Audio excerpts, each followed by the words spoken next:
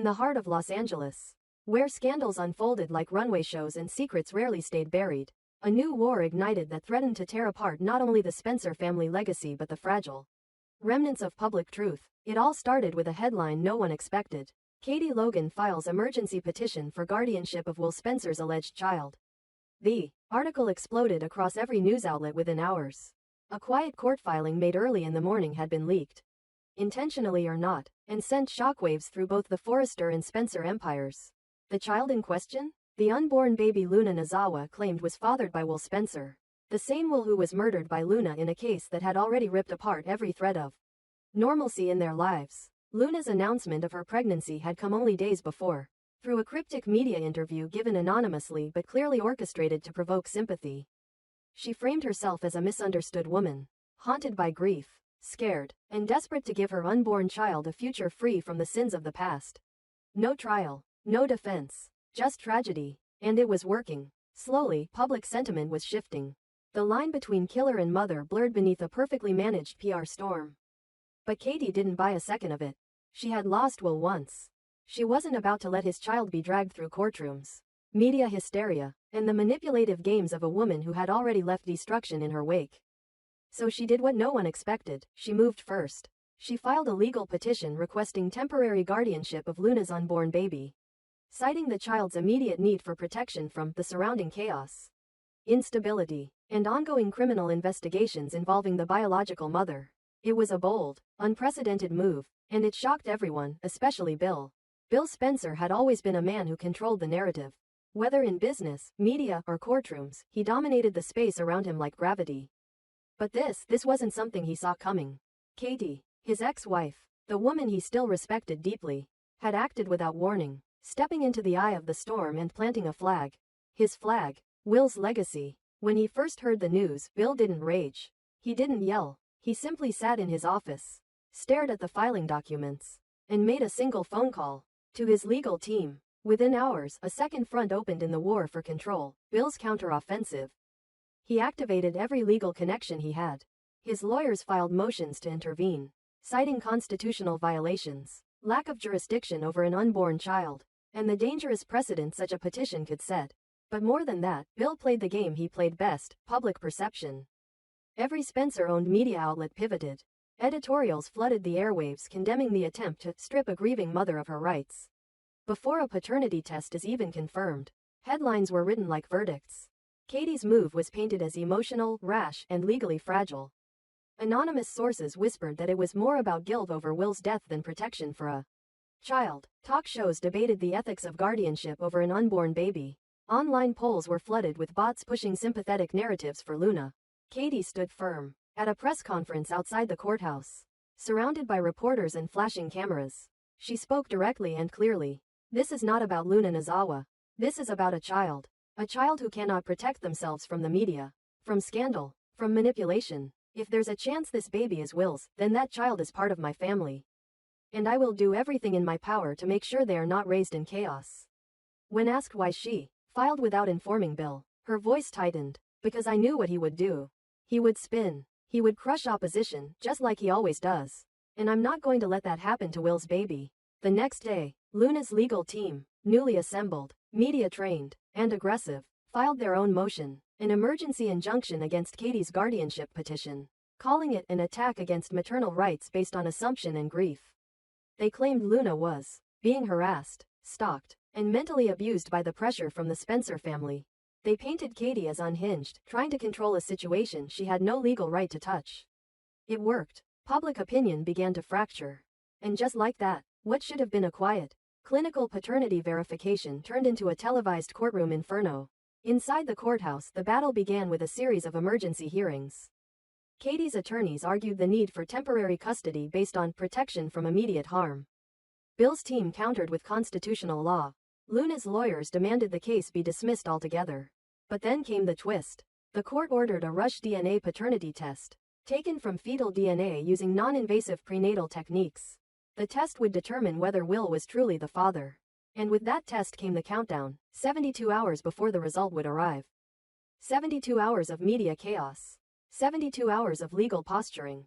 72 hours where the entire future of a child, and two families, hung in limbo. And Luna? She remained hidden from the public eye, speaking only through carefully worded statements delivered by her attorney. Her image was curated, soft photos of her pregnant and tearful were quietly leaked. Alleged journal entries found their way to gossip sites. In them, she wrote about Will, about love, about regret, all of it carefully framed. There was no mention of the murder. No mention of the prison guard. No mention of the escape. Just emotion. Just humanity. Some people started to believe her. Others doubled down in rage. Brooke stood behind Katie. So did Donna. So did Hope. They believed Luna had manipulated everything, again. And now she was manipulating life itself. But Ridge? Ridge remained silent. Too silent. He knew more than he was saying. Steffi sensed it too, and though she had barely recovered from the news that Luna had survived, she re-emerged from her seclusion just in time for the court battle to begin. Her presence at Katie's side on the second day of hearings sent a clear message. The Forresters were not going to stand by while Will's legacy was rewritten. In the courtroom, everything was a performance. Luna's attorneys pleaded for her dignity. Bill's team argued for privacy. Katie's lawyers spoke of love.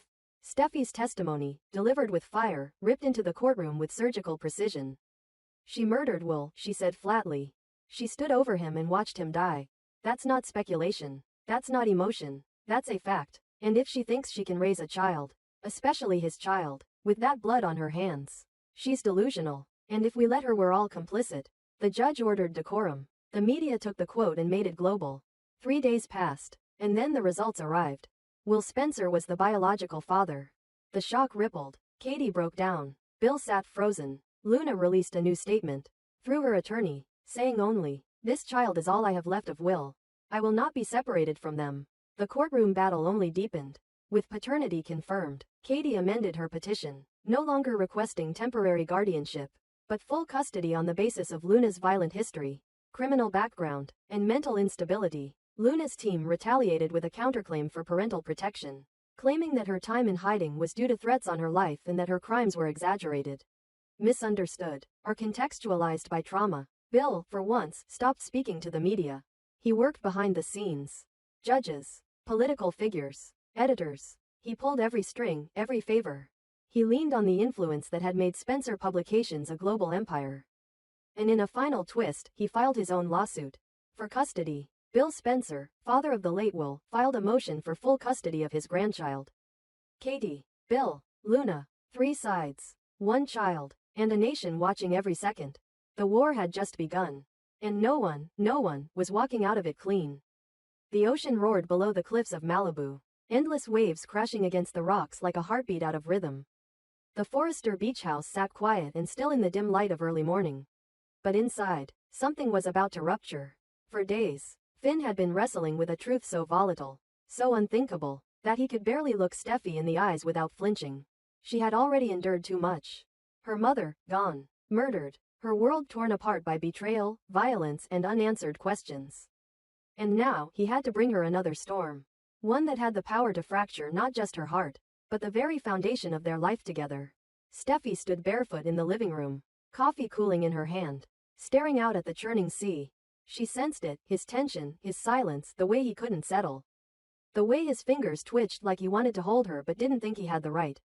She turned slowly. "Just say it, Finn," she said, voice low.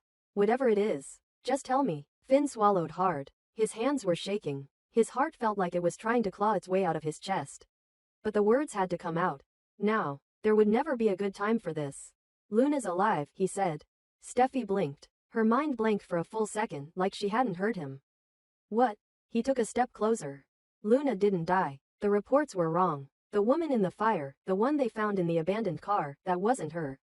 It was staged. DNA was planted. Luna survived. She's out there." The coffee cup slipped from Steffi's hand and shattered against the floor. She didn't even flinch. Her eyes locked onto Finn's like she was looking at a stranger. "You're telling me the woman who escaped prison, murdered a guard, killed Will, my cousin, she's still alive?" Finn nodded slowly. "Yes." Steffi stepped back, as if the air itself had become toxic. "How long have you known?" Finn hesitated. "Not long. A few days." She contacted a clinic in Nevada. Under an alias. One of the nurses recognized her from the news, called it in quietly. "I verified it. She's alive, Steffi. And she's not just hiding, she's claiming she's pregnant." The room went silent. Steffi stared at him. Her breathing had stopped. Pregnant? Finn nodded. She says it's Will's child. She's not denying anything. She says she loved him. That it was an accident. That she wants to raise the baby to honor his memory. Steffi laughed. A short, breathless sound with no trace of humor. Honor his memory? She stabbed him. She left him bleeding in his own home. There's no memory to honor. He's dead because of her. I know, Finn said quietly. I know. No, you don't, she screamed, stepping forward now, the fury crashing out of her.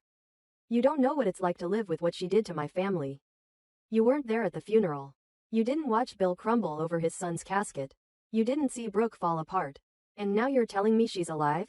That she's going to raise Will's child like she's some grieving widow? Finn tried to calm her, but there was no containing this. Steffi's grief had been carefully buried, packed away beneath the need to function, to protect her children, to move forward, but now it ripped loose, raw and wild. She turned away, tears burning down her cheeks, arms wrapped around herself as if to hold the pieces of her sanity together. Why didn't you tell me the moment you found out? I was trying to protect you, Finn said. Everything you've been through, losing your mom, investigating Sheila, trying to keep the family from collapsing. I didn't want to dump this on you. But I had to. Because this is going to get worse. She turned slowly, her voice hollow. Worse than finding out the woman who destroyed our family is still breathing? Finn nodded. She's not hiding anymore. She made contact with the media. She's playing the sympathy card. Pregnant fugitive carrying the legacy of a murdered Spencer heir. She's planning a press release. She wants to be seen as the misunderstood victim. Steffi's legs gave out, and she collapsed onto the couch. Her mind swirled. What happens now? The police think she's dead. The courts stopped pursuing the case. There's no active investigation. There's no manhunt. Finn stepped closer. That's why I had to tell you. Because the moment this goes public, everything changes. The legal system will scramble. Bill will explode, and your family's name will be dragged through it all over again. Steffi stood, rage bubbling up in her chest like poison. She doesn't get to win, Finn. She doesn't get to come back from the dead, pregnant with Will's baby, and get sympathy.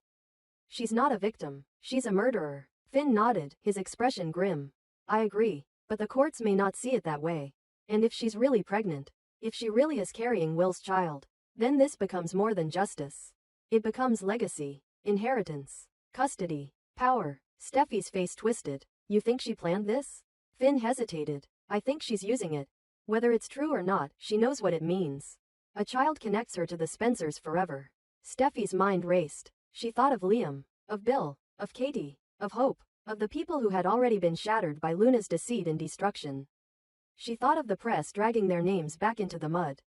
She thought of that woman, smiling on a tabloid cover with a pregnant belly and tears in her eyes, spinning her story like she hadn't already taken a life. And then she thought of her children, of Hayes, of Kelly, of the life she was trying to rebuild after the endless chaos. She won't get near this family again, Steffi whispered. Steffi, no. Her voice hardened. I don't care if she's carrying Will's child. I don't care if she walks into the courtroom with a halo and a Bible. I will not let her manipulate anyone ever again. Finn nodded, but there was concern in his eyes. Just promise me you won't do anything reckless. Steffi's eyes locked on his. She crossed a line. I watched people I love bury their son, their brother, their friend. I won't let her rewrite history. She left the house that morning with fire in her veins. Every part of her past, every betrayal, every buried grief, every loss, had led to this moment. Luna was alive, and pregnant, and Steffi Forrester was not going to let that stand. The first person she called was Bill. His voice broke when she told him. He didn't cry, but she could hear the silence. That deep, dark silence that comes when a man has nothing left to say because words no longer matter. He promised her that if Luna ever showed her face again, he would bury her story, and her, in court. But Steffi knew better. Luna had survived death. She had escaped justice. And now she was back, weaponizing the one thing no one could fight, an unborn child. The press would eat it up. Public opinion would waver. The courts would stall. And in the meantime, Luna would spin her narrative until people began to forget the truth. But not Steffi. She would be there, at every step, to remind the world who Luna Nozawa really was. Not a grieving mother-to-be. Not a victim, but a killer. And this time, Steffi wouldn't stop until Luna had no more masks to hide behind. No more lies to spin. And no more lives to destroy.